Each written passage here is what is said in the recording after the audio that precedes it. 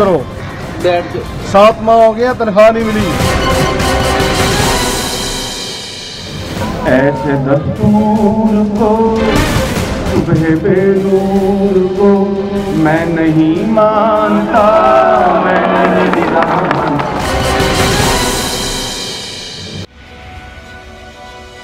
अस्सलामुअलैकुम, आप देख रहे हैं प्रोग्राम नाइट एडिशन और मैं हूं आपकी मेज़बान शाज़िया ज़ीशान। नाज़रीन, कहा जाता है कि जिसके साथ नेकी करो उसके शर से भी बचो। पाकिस्तान ने अफगानिस्तान के साथ जो नेकी की, उस नेकी का किया आज भुगत भी रहे हैं हम। पाकिस्तान 1978 से अफगान महाजरीन का बोझ बर्दाश्त करता रहा है, जिसके बायस पाकिस्तान की सियासी, समाजी, इक़्तिसादी और खारजा मामलात में ज़बरदस्त मनफी तब्दीलियाँ देखने में आईं। पाकिस्तान को दहशतगर्दी, नशा, असलहा, अगवा, इस तरह के बहुत से मसाइल का भी सामना करना पड़ा, जिसमें अफगान शहरी किसी न किसी तौर पर मुलव्वस पाए गए। पाकिस्तान ने अफगान महाजरीन के लिए बहुत सी कुर्बानियाँ दी, लेकिन अफगानिस्तान के लोगों और हुकूमत ने हमेशा पाकिस्तान की इस रहमदिली को इसकी कमज़ोरी समझा। अब सूरत हाल ये है कि पाक फ़ौज ने अफगानिस्तान में कार्रवाई करके दहशतगर्दों के ठिकानों को तबाह किया है, और अगर ये काम और भी बहुत पहले हो जाता तो शायद जो पिछले कुछ दिनों में नुकसान हुआ है, दहशतगर्दी के वाक़यात पेश आए हैं, ये वाक़यात पेश ना आते। हकीकत तो ये है कि अफगानिस्तान में भारतीय मदाखलत, अमरीकी अफवाज की मौजूदगी और ख़ुद अफगान हुकूमत की पॉलिसीज़ पाकिस्तान में होने वाले पे दर पे वाक़यात का हिस्सा भी साबित हो चुकी हैं। अफगानिस्तान ने जिस एहसान फरामोशी की मिसाल कायम की है, शायद दोबारा इस तरह की मिसाल दोबारा रहती दुनिया तक कोई भी ना देख पाए। वही भारत जो कि अफगानिस्तान को देखने तक का रवादार ना था, इसके साथ अब बहरुल काहिल से गहरे ताल्लुकात रखने का ख्वाह है। और अगर हालात और वाक़यात का बगौर जायज़ा लिया जाए तो पाकिस्तान में मौजूदा दहशतगर्दी के पीछे भी अफगानिस्तान में मुट्ठी भर अनासिर हैं, जो कि भारत के हाथों में खेलते हुए मौजूदा दहशतगर्दी के वाक़यात में पूरी तरह से मुलव्वस हैं। पाकिस्तान से अफगान मुहाजिरीन की वापसी ना होना इंडिया के लिए बहुत फ़ायदेमंद होगा, क्योंकि इससे पाकिस्तान के लिए 2 बड़े महाज खुले रहेंगे। आज सुबह पंजाब में भी एपेक्स कमेटी के इजलास में यह फैसला किया गया कि पंजाब में रेंजर्स की मदद से ऑपरेशन किया जाएगा। सवाल यह है कि अगर यह फैसला जल्दी कर लिया जाता तो क्या हम अपने फर्ज शनास ऑफिसर्स और दर्जनों भर अफराद इस वक्त हमारे साथ ना होते, क्या हम अपने प्यारों को ना गंवाते। लेकिन फिर भी देर आए दुरुस्त आए। एक सवाल यह भी है कि क्या अब वो वक्त आ गया है कि पाकिस्तान को यह फैसला कर लेना चाहिए कि वो अफगानियों की सहूलत चाहता है या पाकिस्तानियों के लिए सुकून चाहता है। इस पर आज प्रोग्राम के पहले हिस्से में हम बात करेंगे। प्रोग्राम के दूसरे हिस्से में जिक्र करेंगे कि जुल्म के 3 पहलू होते हैं। एक ये कि जुल्म इंसान को गुलाम बनाता है, दूसरा ये कि जुल्म से इंसान का मुआशी इस्तेहसाल होता है, जबकि तीसरा पहलू सबसे ज़्यादा ख़तरनाक है, क्योंकि इसमें इंसानी दिमाग जो है ये जुल्म के ख़िलाफ़ आवाज़ उठाना बंद कर देता है और अपने ऊपर जो होने वाला जुल्म है इसको तस्लीम करने लग जाता है और खामोशी इख्तियार कर लेता है। हमारे कायद का तो ये ख्वाब था कि पाकिस्तान में हर किसी को इसका हक मिलेगा। बदकिस्मती से पाकिस्तान ऐसे लोगों के हाथों में चला गया है जिससे न सिर्फ आम आवाम का मुआशी इस्तेहसाल किया गया, बल्कि इन पर होने वाले जुल्म के खिलाफ आवाज़ उठाने वालों को भी किसी न किसी तरीके में दबाया गया। ऐसा ही कुछ बहावलपुर के कांस्टेबल मोहम्मद दीन के साथ भी हुआ, जब उसने अपने वज़ीर आला से अपील की कि इसे पिछले 7 माह से तनख्वाह नहीं दी गई, जिसकी बदौलत इसके बच्चों का स्कूल जाना भी बंद हो गया और वो पाई का मोहताज हो गया। उसने अपने हक के लिए आवाज़ उठाई और आवाज़ उठाने पर मोहम्मद दीन पर उन्हीं के साथी पेटी भाइयों ने पहले तो तशद्दुद का निशाना बनाया और फिर गिरफ्तार भी कर लिया। मोहम्मद दीन का कसूर सिर्फ इतना था कि उसने इस निज़ाम के लिए इस निज़ाम को चैलेंज किया, जिसमें दिन की रोशनी में मॉडल टाउन में 14 अफराद से उनकी ज़िंदगी छीन ली जाती है, लेकिन इसके कसूरवारों के खिलाफ FIR तक दर्ज नहीं की जाती। मोहम्मद दीन शायद ये नहीं जानता था कि जिसमें इंसाफ मौत के बाद मिले, वहाँ हक की आवाज़ उठाने वालों का अंजाम मोहम्मद दीन जैसा ही होता है। मोहम्मद दीन हमारी कौम और हुक्मरानों को एक आखिरी वार्निंग दे गया है कि जुल्म जब हद से बढ़ जाता है तो वो मिट जाता है। प्रोग्राम के आखिरी हिस्से में जो मोहम्मद दीन के साथ जुल्म किया गया, नाइंसाफ़ी की गई, इस पर प्रोग्राम के आखिरी हिस्से में बात करेंगे। प्रोग्राम में मेरे साथ कराची से ज़फ़र हिलाली साहब हैं, इस्लामाबाद से जनरल टैड अब्दुल क़य्यूम साहब हैं और खावर घुमन साहब हमें इस्लामाबाद से तज्ज़ियाकार हमें ज्वाइन करेंगे। बहुत शुक्रिया मेरे तमाम मेहमानों का। हिलाली साहब, आपसे शुरू करती हूँ।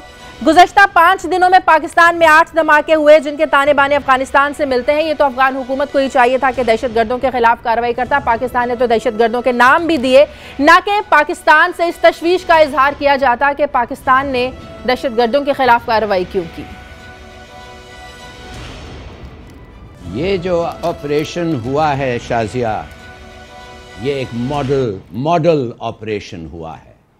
देखिए, हमने कोई हमारे पास कंजेक्चर और गेस वर्क नहीं है। हमें पता था कौन किया, हमारे पास सॉलिड प्रूफ था, हमारे पास एविडेंस था कि वो हैं किधर, और इमीडिएटली हमने आइडेंटिफाई किया 4 कैंप्स को कुनर और नंगहार में, और उनको फिर हमने बॉम्ब किया। ना सिर्फ हमने बॉम्ब किया, मगर वो पूरा ऑपरेशन अंडर हमारा ऑब्जर्वेशन था। इस हद तक हम कह सकते थे कि कौन मारे गया, उसका नाम भी हमने दिया, उनका डिप्टी लीडर मारे गया। और ये जो हमारा स्ट्राइक हो, अमेरिकनों को फॉर नॉलेज था, चीन का मेरे ख्याल में हमारा सपोर्ट था चीन के साथ। अब देखिए, ये जब एक मुल्क ना वो अब कार्रवाई कर सकता है दहशत गर्दों के खिलाफ, ना वो चाहता है, ना कैपेबिलिटी है उनकी करने के लिए, तो मेरे ख्याल में फिर जायज है एक मुल्क को कहना कि ये बर्दाश्त नाकाबिले बर्दाश्त है। और फाइनली मैं ये कहूँगा कि अगर आप इस ऑपरेशन को एक तरफ रखें और हिंदुस्तान को जो वो किस्म के धमकियाँ दे रहे हैं हमें ऑपरेशन करने के लिए, आप सोचिए कि 40% तो टेरिटरी अफगानिस्तान का तो इनके हाथ में ही नहीं है, काबुल रेजीम के। क्या 40% हमारा है? क्या उनको पता था विदाउट एनी प्रूफ कौन किया था? बिल्कुल नहीं। तो ये मैं कह रहा हूं कि अगर इस किस्म का ऑपरेशन होता है तो ये एक मॉडल ऑपरेशन हुआ है, स्विफ्ट, सिलेक्टिव, क्लीन और सर्जिकल। ये मेरे ख्याल में तो अफगानिस्तान को तो इसमें ताउन करना चाहिए था, अफगानिस्तान को तो इससे ताउन करना चाहिए था। खावर, आप नहीं समझते कि अब दोनों ममालिक के दरमियान जो वो कशीदगी बढ़ेगी, इसमें इजाफा होगा, जबकि सब ये जानते हैं अफगानिस्तान और पाकिस्तान का अमन एक दूसरे से जुड़ा है? शाजिया, ये कशीदगी मेरे ख्याल में नई नहीं है, काफ़ी पुरानी है, और गायब ये कभी ऊपर चली जाती है, कभी नीचे आ जाती है। मुझे याद पड़ता है कि पिछले 2-3 साल से यही चलता आ रहा है कि पाकिस्तान की तरफ से सिविलियन और मिलिट्री लीडरशिप का दोनों की तरफ से मैसेज भिजवाया जाता है अशरफ गनी साहब को कि हम हमारे साथ बैठ के बात करें, बॉर्डर मैनेजमेंट की बात करें, और वहाँ पे जो दहशत गर्दों के ठिकाने हैं अफगानिस्तान वाली साइड पे उनके बारे में एक्शन करने के हवाले से बात करें, उनको कंट्रोल करें। हमारी तरफ से बहुत ज़्यादा पॉजिटिव वाइब्स जाती हैं, लेकिन वहाँ से हमें कभी भी जो है कह रहे हैं कि पॉजिटिव जवाब कभी भी नहीं मिला। और अब जब चूँकि हालात इस नहज पे पहुँच गए कि वहाँ से लोग आते हैं और यहाँ पे अटैक करते हैं, और ये इंटरनेशनल लॉ के तहत किसी भी मुल्क को ये हक हासिल है कि वो अपने जो शहरियों की ज़िंदगी की हिफाजत करे। अब 80 से ज़्यादा लोगों की हमने लाशें उठाई हैं और इसके सीधे ताने बाने जाके मिलते हैं अफगानिस्तान में जो दहशत गर्दों के ग्रुप हैं, तो ये हमारा राइट था वहाँ पर अटैक करना, हमने किया। और मेरे ख्याल में ये बहुत पहले कर लेना चाहिए था, अभी नहीं अभी चलो किया, वो जिस तरह आपने कहा देर आए दुरुस्त है, चलें ठीक है। कशीदगी देखें, कशीदगी तो इंडियन का जो फुटप्रिंट है अफगानिस्तान के अंदर जूं बढ़ता जा रहा है, पाकिस्तान का अफगानिस्तान गवर्नमेंट के साथ वो कशीदगी जूं बढ़ेगी। उसकी साफ सी वजह है, अब इंडियंस की एज ऑफ नो $2 अरब की इन्वेस्टमेंट है अफगानिस्तान के अंदर, वो इसके बढ़ा के वो $3 अरब तक लेके जाने आने वाले महीनों सालों में वो लेके जाएंगे। तो वहाँ पे इंडियंस के डायरेक्ट इंटरेस्ट हैं, और चूंकि पाकिस्तान का डायरेक्ट बॉर्डर है अफगानिस्तान के साथ, ये भी एक अटल हकीकत है। तो जब इंडियंस वहाँ पे बैठे हैं, उनकी इन्वेस्टमेंट वहाँ पे है, पाकिस्तान का भी एक डायरेक्ट लिंक बनता है, तो ये चपकलश तो चलती रहेगी। इंडियंस हमारा हमेशा से यानी दुश्मन नंबर 1 रहा है और रहेंगे, क्योंकि गाहे बगाहे जो प्राइम मिनिस्टर मोदी साहब है वो अपने इन ख्यालात का इजहार पब्लिकली करते हैं कि जी हमें जब भी मौका मिलेगा हम पाकिस्तान को नुकसान पहुंचाएंगे, तो वो पहुंचाते रहेंगे। अब इस पे जो सवाल यह है कि अब आगे हमने करना क्या है। वो जो हलाली साहब ने कहा ना कि हमें करना यह है कि हमें बिल्कुल एक 2 टोक खारजा पॉलिसी अपना लेनी चाहिए, क्योंकि हमारे इस फॉरेन मिनिस्टर नहीं है, प्राइम मिनिस्टर साहब की तरफ से यही जो बयानात आने हैं, और मेरे ख्याल को बयान आ जाना चाहिए कि enough is enough, we had enough. अब हम अगर हमारे ऊपर हमला होगा तो हम इसका टिट फॉर टैप रिस्पॉन्ड करेंगे। बहुत हो गया, बहुत दोस्ती की बातें होगी। अब 70 से ऑनवर्ड हम अफगान महाजरीन को इस पर ब्रेक के बाद आके बात करते हैं। हमारा सोशल फैब्रिक तबाह हो गया, हमारा मुल्क तबाह हो गया। मुझे ब्रेक लेने दे खावर, ब्रेक लेने दे। करेंगे कि वज़ीर दाखिला का ये कहना कि दहशतगर्दी के वाक़यात में अक्सर अफगान महाजरीन को सहूलत कार के तौर पर इस्तेमाल किया जाता है। तो वो अफगान महाजरीन जिनकी पाकिस्तान एक अरसे से मेज़बानी करते करते थक गया, क्या अब इस चैप्टर को क्लोज नहीं कर देना चाहिए? एक छोटे से वक्फे के बाद।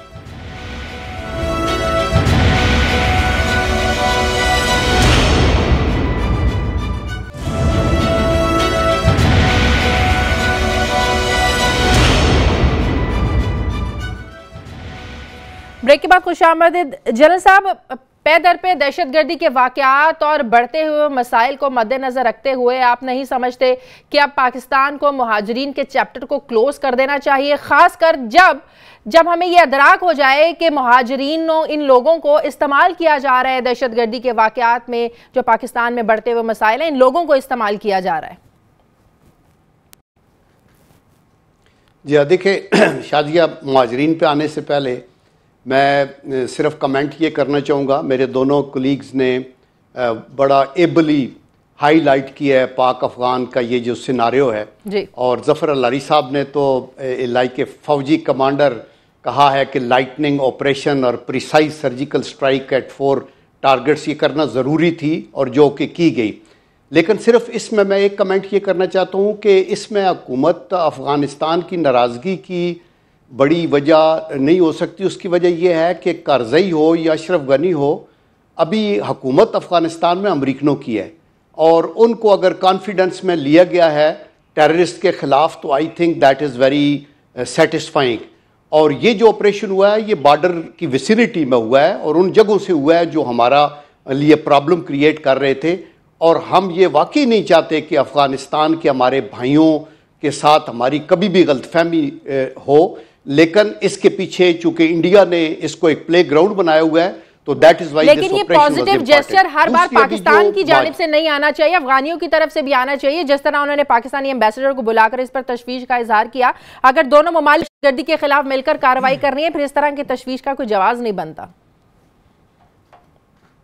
इसका जवाब बड़ा अच्छा ज़फ़र अल-लारी साहब ने ये दिया कि एक तो दिल नीयत ठीक नहीं है और दूसरा कैपेसिटी नहीं है। ये कैपेसिटी वाला पॉइंट बड़ा इंपॉर्टेंट है, चूंकि अशरफ गनी साहब बिल्कुल कन्फाइंड हैं टू काबल के अपने महल तक, और ये सारे जो है ना ऊपर से कुन्नड़ और नंगरहार और पाकतिया पाकतिका वाला और ये नूरिस्तान, ये सारे इलाके नो गो हैं, not only for Afghanis. Even जो अमेरिकन की फौज इधर थी 1.5 लाख, तब भी ये बॉर्डर मैनेज नहीं हो रहा था, चूंकि वो अपनी कैजुअल्टीज लेने को तैयार नहीं थे। पाकिस्तानी फौजी भी और सिविल आर्म फोर्सेस के लोग भी शहादतें कबूल कर रहे थे और सीना आगे लेके वो कर रहे थे, वो नहीं आ रहे थे और आज भी वो नहीं कर रहे। तो इसलिए ये फ्री एरिया है और इसके अंदर अगर उनकी रिट नहीं है और ये हमें ब्लीड कर रहे हैं, तो पाकिस्तान का ये राइट बनता है कि वो आगे जाएं। अफगानिस्तान की हुकूमत के साथ हम ताल्लुकात बेहतर रखना चाहते हैं, लेकिन जैसे आपने बड़ा राइटली कहा, ये वन साइडेड नहीं हो सकता और that is why this policy. और वी होप के अभी जो अफगानिस्तान की हुकूमत है वो अपने तौर पे जो एफर्ट कर सकती है करे, लेकिन मोतरज ना हो अगर हम इनको टैकल करते हैं और हम टैकल करना जानते हैं। नंबर 2, अफगान महाजरीन का भी बड़ा सीरियस इशू है। देखें, ये भी 3 मिलियन है और 30 साल से हैं, इनमें से आधे रजिस्टर्ड हैं, आधे नहीं रजिस्टर्ड हैं। हमने बहुत बड़ी हॉस्पिटैलिटी का इजहार किया at the cost of our कौमी सलामती और हमें बहुत हैवी प्राइस पे किए। तो इसलिए हमें अभी ये वक्त आ गया है कि अफगान महाजरीन को अफगानिस्तान अगर सस्टेन नहीं कर सकता तो बैनुल अक़वामी अदारे उनकी मदद करें उनकी रिहेबिलिटेशन में। और हम ये चाहते हैं कि इनकी जो, और अभी इस हुकूमत के दौर में बहुत से रिपैट्रिएशन हुई है, लेकिन हम वो भी नहीं करना चाहते कि धक्का दे के इनको बाहर निकाला जाए, क्योंकि उसकी रिपरकेशन फिर इन दी लॉन्ग रन, हमारा अफगानिस्तान नेबर है, पीपल टू पीपल हमारा एक अपना रिश्ता है, हमारे पश्तून भाई उधर भी हैं इधर भी हैं, उनकी ट्रेड हमारे थ्रू है और हम कभी भी नहीं चाहते। और हमारा ईमान है कि मजबूत अफगानिस्तान पाकिस्तान की मजबूती के लिए जरूरी है और वीक अफगानिस्तान। लेकिन हमें यह भी बात मद्देनजर रखनी है, जब तक अफगानिस्तान भारत के हाथों में खेलता रहेगा, उस प्रोपेगेंडे का हिस्सा रहेगा, पाकिस्तान की एकतरफा कोशिशें कामयाब नहीं होने वाली। जनरल साहब खावर कुछ कह रहे थे। बिल्कुल एग्रीड। अच्छा जनरल साहब, एग्रीड, आपने ये बिल्कुल ठीक कहा कि अफगानिस्तान। जी जी जी जनरल साहब, चूंकि जब हुकूमती पार्टी का हिस्सा हैं, एक सवाल मैं पूछना चाह रहा था कि चूंकि अब देखें ये सारे का सारा जो इस रीजन के अंदर प्रॉब्लम हो रही है, स्पेशली पाकिस्तान और अफगानिस्तान के हवाले से, वो इंडिया की तरफ से हो रही है, क्योंकि इंडियन की प्रेजेंस वहाँ पे बहुत ज़्यादा है। तो किसी लेवल पे हुकूमत पाकिस्तान ने इंडियंस के साथ ये इशू उठाया है, क्योंकि प्राइम मिनिस्टर ऑफ पाकिस्तान का मोदी साहब के साथ मुलाकातें तो कई दफ़ा हुई हैं, वो कई 1-2 दफ़ा वो पाकिस्तान आए भी हैं, चलें थोड़ी देर के लिए आए, चक्कर लगा के चले। वो अफगानिस्तान से ही वापस जा रहे थे, याद होगा आपको पिछले साल इंडिया जब रास्ते में लाहौर उतरे थोड़ी देर के लिए मुलाकात हुई उनकी। या देखिए खबर बात यह है कि हर मीटिंग के अंदर जब इंडिया हम कश्मीर की बात करते हैं तो वो टेररिज्म की बात करते हैं तो हम कहते हैं यस टेररिज्म के इशू को ले आओ, उसके अंदर तो हम वर्स्ट विक्टिम है आपके टेररिज्म के।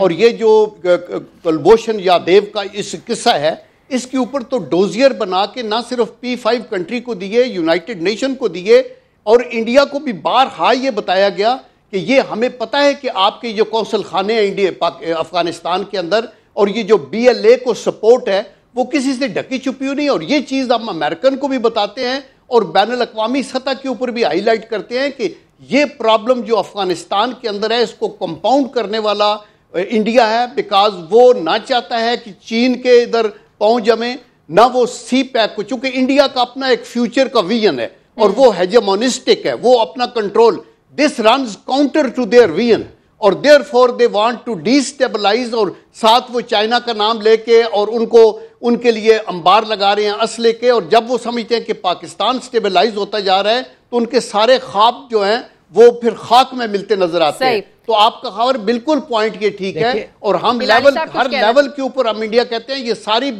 जी हिलाली साहब कुछ कह रहे हैं। जी हिलाली साहब।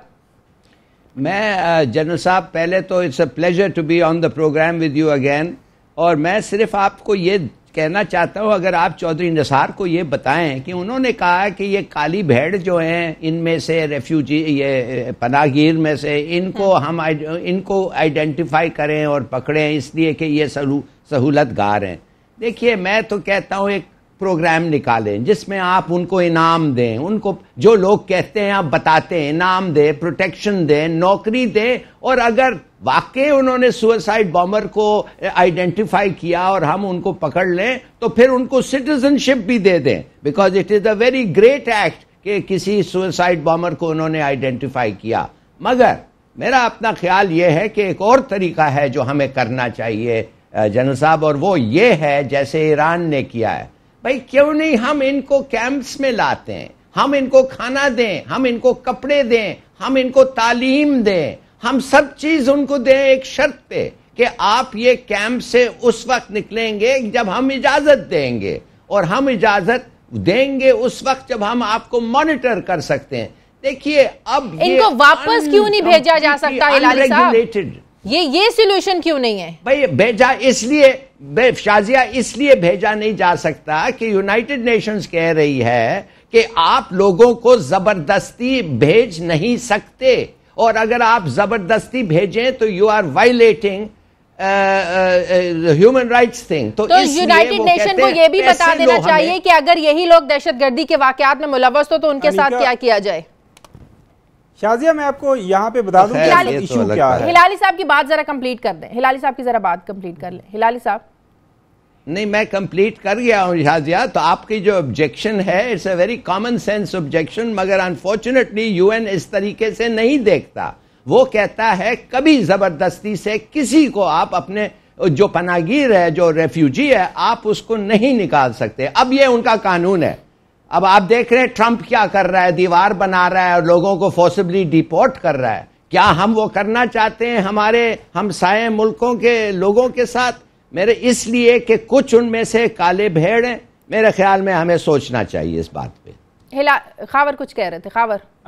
अच्छा शाजिया इस पे मेरा सिर्फ इतना सा कहना, देखें ये जो आप बात कर रही है ना ये हमारा सीधा सीधा फेल्योर है फॉरेन पॉलिसी का। मैं मौजूदा हुकूमत की बात नहीं कर रहा, मैं पिछली जो हुकूमतें उनकी भी बात कर रहा हूँ।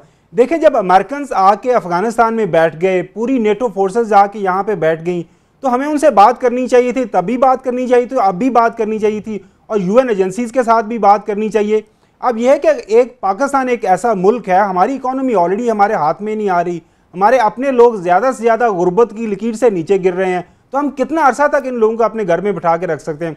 और साथ साथ में लॉ एंड ऑर्डर की तो प्रॉब्लम तो हमेशा से रही है जब से अफगान हमारे मुल्क के अंदर आए हैं। लेकिन खावर ये भी तो देखना चाहिए ना, यूएन की बात कर रहे हैं, यूनाइटेड नेशन को ट्रंप के जो इकदाम है मुहाजिरीन के साथ जो सलूक कर रहे हैं ट्रंप, वो इकदाम यूनाइटेड नेशन को नजर नहीं आ रहे।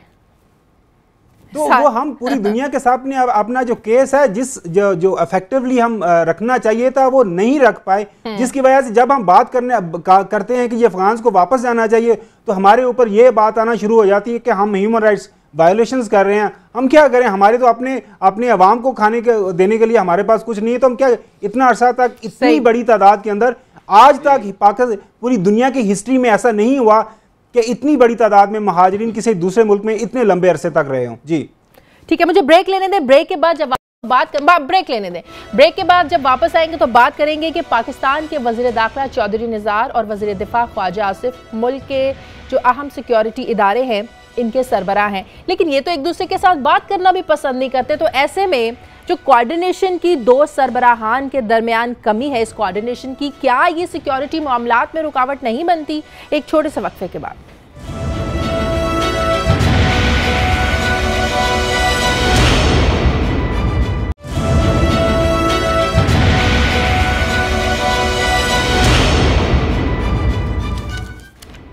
ब्रेक के बाद खुशामदीद। जनरल साहब, पंजाब में ऑपरेशन के जो मुतालबात हैं, ये वक्तन फवक्तन बहुत सी सियासी जमातों का ये मुतालबा रहा है कि पंजाब में भी ऑपरेशन होना चाहिए, यहाँ पर भी दहशतगर्द मौजूद हैं, यहाँ पर भी दहशतगर्दों के सहूलतकार मौजूद हैं। क्यों हम किसी बड़े साने का इंतज़ार करते हैं और फिर इस तरह के फैसले करते हैं? क्यों हमारे सिक्योरिटी इदारों के इल्म में ये नहीं थी खबर? क्यों वो इतने बेखबर रहे कि सानिया मॉल रोड का जो सहूलतकार अनवारुल हक था, जिसने ये इंकशाफ किया कि वो 2001 से लाहौर में मुकीम था, क्यों हम इसमें इतने नाकाम रहे? क्यों पंजाब में ऑपरेशन बहुत अरसा पहले नहीं शुरू किया गया? जी शाजिया, एक पहले अफगान महाजरीन पे मैं एक दो चीजें कहना चाहता हूँ आपकी इजाजत के साथ। जी जी। एक तो ये कि देखे, आज से 35 साल पहले जब ये महाजरीन वहाँ से 80 की दहाई में बेचारे भाग के कसम पुरसी के आलम में बॉर्डर से क्रॉस हुए, तो इनकी गार्ब में कुछ वो मिलिटेंट लोग भी आए, ऑफकोर्स जो उस वक्त थे या बाद में मिलिटेंट बन गए। अभी ऑर्डिनरली तो बिल्कुल ये राइट बात है कि इनको कैंपों में रखना चाहिए था, लेकिन कैंपों में जहां रखा जाता है और उनको रजिस्टर किया जाता है, वहां सारी फाइनेंसिंग एक तरतीब के तहत या यूनाइटेड नेशन करती है और जो अफ्लुएंट कंट्रीज हैं वो करते हैं, जो होस्ट कंट्री है वो करता है। लेकिन चूंकि यूनाइटेड नेशन की तरफ से मीनिंगफुल हेल्प नहीं आई और वेस्ट के भी बिल्कुल, बल्कि इधर से निकला सोवियत यूनियन तो हमारे ऊपर प्रेसलर अमेंडमेंट लगा के, सैंक्शनें लगा के, उल्टी मदद की बजाय हमारे इकोनॉमिक स्ट्रैंगुलेशन करके वो निकल गए। तो फिर हमारा कंट्रोल इन पिछले 30 सालों में इन कैंपों पे नहीं रहा और ये महाजरीन बाहर निकल के अपने रोजी के जराए खुद ढूंढते रहे। मेरा ताल्लुक चकवाल से है, वहां को 29 से 30 हजार आज भी महाजरीन है। अभी इनमें से कुछ लोग जेन्युइनली अपना कारोबार करते रहे हैं, कुछ लोग मिलिटेंट है। ये जो जफर लाली साहब की सजेशन बड़ी वैलिड है कि जो लोग तावन करें जो सहूलतकार को ढूंढने या मिलिटेंट को ढूंढने का, उनको ना सिर्फ मॉनेटरी बेनिफिट मिले बल्कि कौमी अवार्ड मिलने चाहिए। और ये मैं बात कन्वे करूंगा मिनिस्ट्री ऑफ इंटीरियर को भी, इंसेंटिव होना चाहिए। और जो बाकी नारबेल हमारे पाकिस्तानी भी मदद करते हैं हुकूमत की और अफवाज पाकिस्तान की इन लोगों तक पहुंचने में, उनके लिए भी बहुत बड़े बड़े अवार्ड होने चाहिए और ये बड़ी वैलिड बात है। अभी दूसरी बात आपने ये किया है कि जो रेंजर्स का इस्तेमाल है फॉर एग्जाम्पल पंजाब के अंदर, देखिए बात यह है ऑर्डिनरली इन ए कंट्री जहां सिस्टम्स ठीक चल रहे हों वहां तो पुलिस को आपको अपग्रेड करना चाहिए और उसी को लॉ एंड ऑर्डर और इंटरनल सिचुएशन को हैंडल करना चाहिए। रेंजर्स और second line forces are meant for maintaining the borders. Border management भी बड़ा इंपॉर्टेंट है, स्मगलिंग को रोकते हैं, ये उनका काम है। और फौज जो है वो टेरिटोरियल इंटेग्रिटी के लिए हमेशा कैंपों में रहती है और ट्रेनिंग करती रहती है। तो ना फौज के इस्तेमाल की जरूरत पड़ती है ना रेंजर्स के, लेकिन और ना ही मिलिट्री कोर्ट्स की जरूरत पड़ती है कि अगर आपका जुडिशियल सिस्टम ठीक हो। लेकिन पाकिस्तान में हालात आपने देखा कि पिछले इन 15-20 सालों में और ज्यादा 9/11 के बाद और उससे पहले भी 70 साल की तारीख आपके सामने है। तो इन सारी चीजों को जब इकट्ठा करके आपने हैंडल करना है तो आप सारी चीजों को यकमुश्त नहीं पकड़ सकते। आपने प्रायोरिटाइज करना है मोस्ट डेंजरस वो हब थे नॉर्थ और साउथ वजीरिस्तान के, जहां बैठे हुए मिलिटेंट्स के पास टन्स ऑफ असला था और बिलियंस ऑफ करेंसी थी और आर्म्स एम्युनिशन थे और उनका टेलीकम्युनिकेशन का एक सिस्टम था और उनको निकालने के लिए पाकिस्तानी फौज तो क्या अंग्रेज हुकूमत अपने दौर में जब रूल था उनका, वो नहीं निकाल सकते थे। ये पाकिस्तानी फौज को हम सल्यूट करते हैं, हमारे सिपाहियों को, सेकंड लाइन फोर्सेस के, हमारे जो एफसी के लोग हैं जिन्होंने ये मत की, और सिविलियन ने भी कैजुअलिटीज दी। तो अभी ये अगर एक बंदा पंजाब में कहीं पकड़ा गया तो इसका ये मतलब नहीं कि सेलर, लेकिन रेंजर्स नहीं, अगर फौज की भी जरूरत पड़ी, जैसे ये छोटू गैब को पकड़ने के लिए, तो पंजाब में, इस्लामाबाद में, लाहौर में, जहां हमारी कौमी सलामती को खतरा हुआ, I assure you and through you the entire nation कि there will be no inhibition. Pakistan है तो सियासी जमातें हैं और ये हुकूमतें हैं, हमें मुल्क अजीजा, और इंशाल्लाह ये अक्रॉस द बोर्ड एक्शन। बिल्कुल ठीक है, बिल्कुल ठीक है। सिक्योरिटी के मामलात की हम बात कर रहे हैं, सिक्योरिटी मामलात खावर जुड़े हैं, यकीनन किसी से ढकी छुपी बात नहीं है। चौधरी निसार हैं, ख्वाजा आसिफ हैं, लेकिन प्रोफेशनलिज्म के भी अपने प्रोफेशन के कुछ तकाजे होते हैं जिनको आप अपनी जातियात पर तरजीह नहीं देते, जातियात पर अपनी प्रोफेशनलिज्म को आड़े नहीं आने देते आप। लेकिन जब ये दो बड़े सरबराहान एक दूसरे से बात नहीं करेंगे, जिसकी वजह से जाहिर है जो इनका प्रोफेशन है वो भी डिस्टर्ब होगा, तो आप नहीं समझते कि इनका एक दूसरे से बात ना करना कोऑर्डिनेशन की कमी को जाहिर करता है, और फिर जो कोऑर्डिनेशन की कमी है ये सिक्योरिटी मामलात में आड़े आती है? शाजिया, मैं जनरल कयूम साहब को सन 2000 के अवाइल से जानता हूं। जब मैंने नई नई सहाफत शुरू की तो ये पाकिस्तान ऑर्डिनेंस फैक्ट्री के चेयरमैन थे, तब से मैं इनसे मुलाकात रही है और ये बड़ी साफ बात करते हैं। हम कोशिश करेंगे इनसे भी पूछने की कि वो असल इशू क्या है जिसकी वजह से चौधरी निसार साहब और ख्वाजा आसिफ साहब आपस में बात नहीं करते। ये बड़ी इंतहाई मुसीका हेज चीज़ है कि आप देखें, हम नेशनल असम्बली में हम कवर करते हैं, वहाँ पे देखते हैं ख्वाजा आसिफ साहब और चौधरी निसार साहब जब भी कभी आमना सामना हो, कोई सलाम नहीं लेते, कोई हाथ नहीं मिलाते। और एक दो दफ़ा तो मैंने खुद पूछा भी है चौधरी निसार साहब से, तो उन्होंने कहा बस देखें हमारे प्रोफेशनली हमारे इश्यूज वो फाइलें शाइलें हम एक्सचेंज हो जाती हैं, तो ज़रूरत नहीं पड़ती हमें बात करने की। अब इसका जवाब मेरे ख्याल में जनरल साहब देंगे, लेकिन एक मिनिस्टर जिनकी जिम्मेदारी है मुल्क की अंदरूनी सिक्योरिटी को देखना, और एक मिनिस्टर जिनका काम है, जिनको असाइनमेंट ये दी गई है पाकिस्तान को जो बैरूनी खतरात हैं उन पे बात करना, तो इन दोनों मिनिस्टर्स की आपस में कोऑर्डिनेशन, लेकिन उससे बड़ी जिम्मेदारी बनती है जनरल साहब, प्राइम मिनिस्टर साहब की, कि वो इन दोनों के मामलात को सुलझाएं। जनरल साहब देखिए शाजिया, मैं ऑनेस्टली मुझे ये नहीं पता कि ये आपस में टॉकिंग टर्म्स पे हैं या नहीं। ये आप किसी से ढकी छुपी बात तो है नहीं जनरल साहब, किसी से ढकी छुपी बात नहीं है। सुने शाजिया, लेकिन मैं ये कहना चाहता हूं, एक जनरल प्रिंसिपल की बात करना चाहता हूं कि जब हम इतने जलीलुल कदर ओहदों पे, इंपॉर्टेंट ओहदों पे बैठे हों, तो हमें अपनी ज़ात से ऊपर उठ के कौमी मफादात की खातर कभी भी ये ग्रुपबाजी, खसूसन हुकूमत के अंदर और इवन पॉलिटिकल पार्टीज के अंदर, ये अनफॉर्चुनेट है हमारे पॉलिटिकल कल्चर के अंदर कि हर जमात के अंदर आप name it and you will see कि कितने ग्रुप बने होते हैं। आई थिंक अगर हम एक जमात के मैनिफेस्टो को कबूल करते हैं और लीडरशिप को एल समझते हैं कि ये डिलीवर कर सकेगा, तो फिर ईमानदारी के साथ हमें पॉजिटिव कंट्रीब्यूशन करनी चाहिए।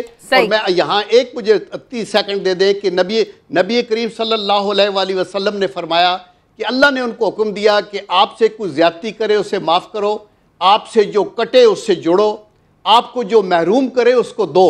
तो मेरे ख्याल में इसमें अजमत है कि अगर आपसे कोई नाराज भी होता है तो आगे आठ के हाथ आपसे गलती भी हो सकती है। तो ये हिलाली साहब से कमेंट ले लूं, फिर मुझे ब्रेक पे जाना है। हिलाली साहब नहीं, मैं कह रहा था कि जनरल साहब से हमें एक वादा लेना चाहिए कि जनरल साहब जो है ना उनके आपस में कुछ सुलह सफाई करवाएंगे जाके ना किसी दिन। हिलाली साहब, अच्छा देखिए, आपने जो पॉइंट रेज किया था ये ऑपरेशन के बारे में इस पंजाब में, आई थिंक शाजिया ये बहुत ही इंपॉर्टेंट पॉइंट है। मेरा अपना ख्याल ये है ये सबसे इंपॉर्टेंट पॉइंट है आज की कॉन्वर्सेशन का।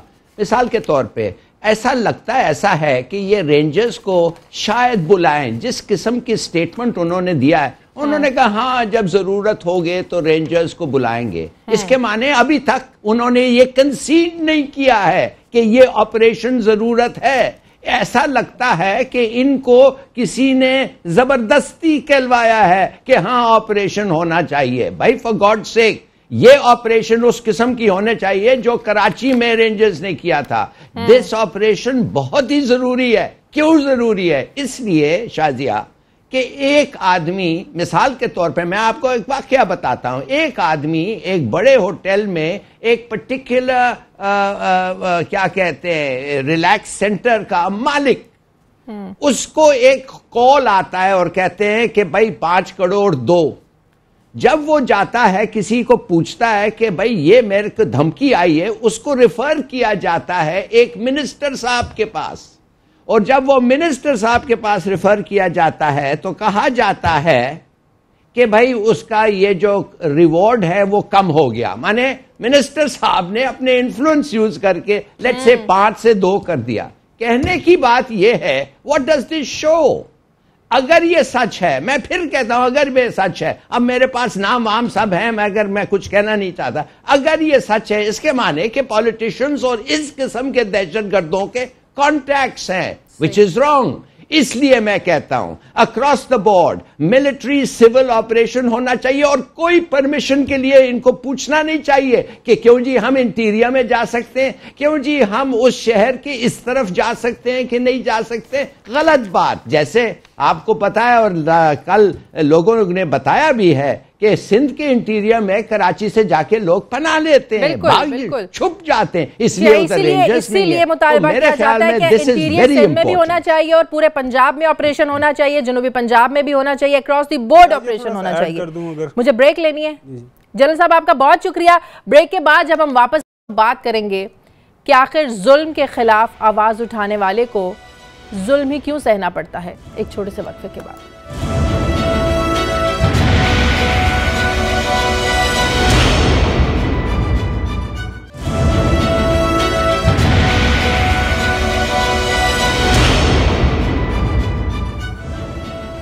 ब्रेक के बाद खुशामदीद नाजरीन। बहावलपुर के कांस्टेबल दीन मोहम्मद ने जब अपने ऊपर होने वाले जुल्म के खिलाफ आवाज़ उठाई तो आखिर उस जुल्म का जवाब जुल्म से ही क्यों दिया गया? क्या वाकई दीन मोहम्मद का जहनी तवाज़ुन ख़राब है? असल कहानी क्या है इसकी? बहावलपुर में हमारे नुमाइंदे हैं सरोश इफ्तिखार, उनसे जानते हैं। सरोश, क्या वाकई दीन मोहम्मद का जहनी तवाज़ुन, दिमागी तवाज़ुन दुरुस्त नहीं है? और अगर वाकई ऐसा है तो वो इस नौकरी के लिए कैपेबल कैसे बना, कैसे उसको ये नौकरी मिली? तो अगर नौकरी के बाद उसका जहनी तवाज़ुन ख़राब हुआ फिर तो उसको किसी अस्पताल में होना चाहिए था। फिर एक जहनी तवाज़ुन के शिकार शख्स के साथ इतना जुल्म क्यों, उसको मारा पीटा फिर क्यों? बिल्कुल, पहले तो मैं आपको दीन मोहम्मद का ये बताता चलूं कि दीन मोहम्मद जो है 7 माह हुए हैं उसे पुलिस में आए हुए। उससे पहले जो है एजुकेशन डिपार्टमेंट में जो है बतौर टीचर जो है अपने फराइज अंजाम दे रहा था, सर अंजाम दे रहा था। उसके बाद उसकी जो है पोस्टिंग जो है यहाँ से हासिलपुर की गई और वो कुछ ही अरसे में जो है उसकी 4 से 5 बार जो है पोस्टिंग एक जगह से दूसरी जगह पर की गई और उसको इस बात पर किया गया कि वो जो है रिजाइन करने पर मजबूर हो गया और वो उसके बाद जो है यहाँ पे पुलिस डिपार्टमेंट में बतौर वायरलेस टेक्नीशियन जो है वो यहाँ पर भर्ती हुआ। जिसके बाद जो है ये सब उसने जो है एजेंडा उठाया कि जी यहाँ पर जो है कोई मेरिट पे जो है काम नहीं होता है और उसकी 7 महीने से तनख्वाह जो है वो बिल्कुल बंद है। महकमाना तौर पर देखा जाए तो ये महकमे की जिम्मेदारी थी, महकमा एजुकेशन वालों की, कि वो जो है इसकी LPC जो है वो इसको पुलिस महकमे को जो है ये भिजवाएं, लेकिन ऐसा नहीं किया गया। 7 माह वो चक्कर काटता रहा महकमे के, कभी एजुकेशन डिपार्टमेंट में और कभी पुलिस वाले ये कहता रहा है कि मुझे जो है तनख्वाह मेरी दीजिए, मेरे बच्चे छोटे छोटे बच्चे हैं, मेरे घर में राशन तक नहीं है, लेकिन उसकी सुनवाई कहीं ना हुई। उसके बाद उसने जो है बस एक आखिरी सवाल का जवाब दे दें, क्या वो जहनी तवाजुन का शिकार मरीज तो नहीं है ना? जी, ये DSP जो है यहाँ के, उनके जो है कहने के मुताबिक वो ये बात करते हैं कि ये जो है जहनी मरीज है। अगर दीन मोहम्मद से पूछा गया उसका ये कहना था कि ये जब से मैंने जो है ये वीडियो मैंने फेसबुक पे और बाकी जो है चैनल्स पे चली है उसके बाद से इन्होंने मुझे जो है जहनी मरीज बना दिया है। बहुत शुक्रिया, बहुत शुक्रिया। जो मुल्क में, जो इस मुल्क में इंसाफ चाहता है तो वो है ही जहनी मरीज। फिर तो उसे फिर तो यहाँ बहुत सारे अस्पताल होने चाहिए जहनी मरीजों के लिए, हिलाली साहब। हाँ बिल्कुल बिल्कुल, हम सब दाखिल होना चाहिए। खावर, ये कैसी ज्यादती है? हमारे हुक्मरान किस तरह का मैसेज दे रहे हैं हमारे माशरे को? ये तो शाजिया हर दूसरे डिपार्टमेंट की कहानी है कि जहाँ पे कोई बोलेगा तो उसको वो क्या या तो उसको डिमोट कर दिया जाएगा या उसको सर्विस से निकाल दिया जाएगा या उसके लिए ऐसे हालात क्रिएट कर दिए जाएंगे वो सर्विस ना कर सके। दीन मोहम्मद का केस को इस तरह मिलता जुलता है। ये पंजाब पुलिस टेलीकॉम का डिपार्टमेंट है, 99 में वहाँ पे भर्ती हुआ था, 5वें ग्रेड की नौकरी है, ये पढ़ा लिखा नौजवान है। उसके बाद 2014-15 में शायद जो एजुकेटर्स की पोजीशन आई थी वहाँ पे इसकी भर्ती होगी 16वें ग्रेड में, वहाँ पे चला गया। असल कहानी ये है कि वहाँ पे एक MPA हैं मोहम्मद इकबाल चन्नर साहब, वो किसी जलसे में बोल रहे थे तो वहाँ पे उनके सामने खड़ा होकर कहा था कि ये हमारे MPA साहब जो है एलिजिडली करप्ट हैं, ये बड़ी मैल प्रैक्टिस के अंदर इन्वॉल्व हैं। तो चन्नर साहब ने इनको वहाँ से नौकरी से निकाल दिया, वहाँ से वापस भी इनको पुलिस में आ गए। अब एक लास्ट पे सर्टिफिकेट होता है जो आपने एक डिपार्टमेंट से गवर्नमेंट से दूसरे डिपार्टमेंट में जाने के लिए आपको दरकार होता है, उसके बगैर आपको तनख्वाह नहीं मिलती। तो ये बेचारे चक्कर लगा रहे हैं। और आप ये इनको किसी ने बताया कि आप ऐसा करें, आजकल सोशल मीडिया का दौर है, तो अगर आपने मैसेज अपना चीफ मिनिस्टर साहब तक पहुँचाना है तो ये काम करें। उन्होंने वो काम कर दिया। अब बजाय इसके कि उनकी दाद रस्सी की जाए दीन मोहम्मद साहब की, उनकी बात सुनी जाए, तो उनको जो है क्या इस तरह का तरीकाकार क्या कह रहे हैं कि अब उनको कह रहे हैं कि मिसाल बना रहे हैं। लगता है खादिम आला साहब आजकल या तो टीवी नहीं देख रहे या वो सोशल मीडिया इस्तेमाल नहीं करते, और अगर ये सब कुछ करते हैं तो नहीं शाजिया आजकल बेहिस्सी की इंतहाई कह सकते हैं सोशल मीडिया और टेलीविजन को। नहीं तो फिर तो हम बेहिस्सी की इंतहाई कह सकते हैं इसको, पकड़ के बंद कर दें।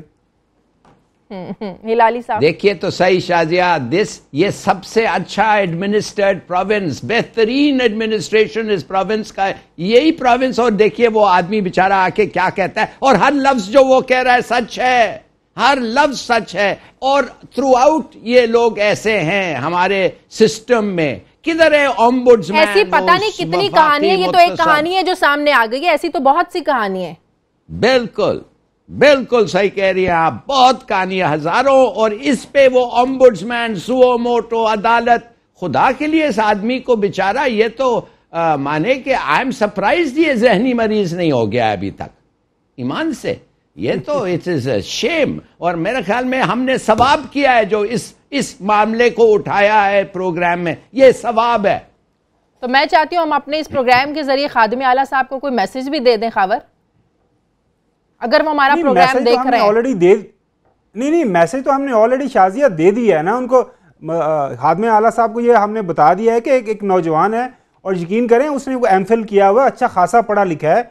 वो मैंने बताया ना कि वो वहाँ पे एक लोकल MPA का वो उसके ज़ेरे ताब आया, उसी की वजह से इसके सारे मसले मसाइल चल रहे हैं। एक रूटीन का मामला होता है, लास्ट पे सर्टिफिकेट। खलाली साहब गवर्नमेंट सर्विस में रहे, इनको पता है। वो चलो हो जाता तो उसकी सैलरी वैल्यू रिलीज हो जाती। और ये लास्ट पे सर्टिफिकेट के लिए जो वहाँ पे हमारे जो अकाउंट्स डिपार्टमेंट हैं, वहाँ ऑफिसर्स को और लोअर लेवल के ऑफिसर लोगों को क्या ऑफिसर्स को बड़े चक्कर लगाने पड़ते हैं, क्योंकि इसके बगैर काम नहीं होता। बस ये एक मिसाल सामने आई है। चले इसी बहाने से जो एक इशू हाईलाइट हो गया, और देखें चीफ मिनिस्टर साहब इसको हल करते हैं या नहीं करते। हम तो यही चाहेंगे ना, हमने अपने प्रोग्राम में ये इशू हाईलाइट किया है, तो खादिम आला साहब अपनी थोड़ी सी जो नजर करम है वो इधर भी डाल लें। बच्चों को लैपटॉप देते हैं, बच्चों के मुस्तकबिल का सोचते हैं, तो जो कांस्टेबल दीन मोहम्मद है इसके भी बच्चे हैं, इसके साथ भी ज्यादती हो रही है। हिलाली साहब आप कोई मैसेज देना चाहेंगे? मैं कह रहा हूं कि ये जहनी दहशत गर्दी है, और इसको भी मिलिट्री कोर्ट में ट्राई होना चाहिए, इस किस्म के क्राइम्स को। लेकिन हम तो अपने प्रोग्राम के जरिए एक अपील ही कर सकते हैं, इस्तदाई कर सकते हैं खादिम आला साहब से कि इस तरह के जुल्म को रोका जाए। अगर तो आपके नॉलेज में है तो फिर तो बड़ी बेइज्जती है, अगर आपके नॉलेज में नहीं है तो इस पर आप एक्शन लीजिए, इस खबर को जानने की कोशिश कीजिए कि ऐसा क्यों हुआ इतने पढ़े लिखे नौजवान के साथ, और इस बच्चों का थोड़ा सा सोचिए कि इसी मुल्क के इसी माशरे के बच्चे हैं। प्रोग्राम का वक्त खत्म हो गया। ये कभी नहीं होगा, ये कभी नहीं होगा। लेकिन मैं ये प्रोग्राम एक पॉजिटिव थिंकिंग के साथ छोड़कर जा रही हूँ, मैं एक पॉजिटिव थिंकिंग के साथ पॉजिटिव नहीं अच्छा किया आपने, छोड़ के जा रही हूँ। बहुत अच्छा किया, मगर अनफॉर्चुनेटली इन्होंने खादिम आला के भी खिलाफ एक अपील किया है इसी उनके तकरीर में, तो ये कभी इंसाफ मिलेगा। मैं उम्मीद करती हूँ कि मैं अपने प्रोग्राम में कल परसों ये के काबिल होंगी अगले अपने किसी प्रोग्राम में कि खादिम आला साहब ने इस पर नोटिस लिया है, कांस्टेबल दीन मोहम्मद और इसके बच्चों की दादरसी की है। प्रोग्राम का वक्त खत्म हो गया। बहुत शुक्रिया खावर आपका, जफर हिलाली साहब ने, तमाम मेहमानों का बहुत शुक्रिया। नाइट एडिशन से शाज़िया ज़ीशान को इजाज़त दीजिए। अपना फीडबैक देते रहिए। अल्लाह हाफ़िज़।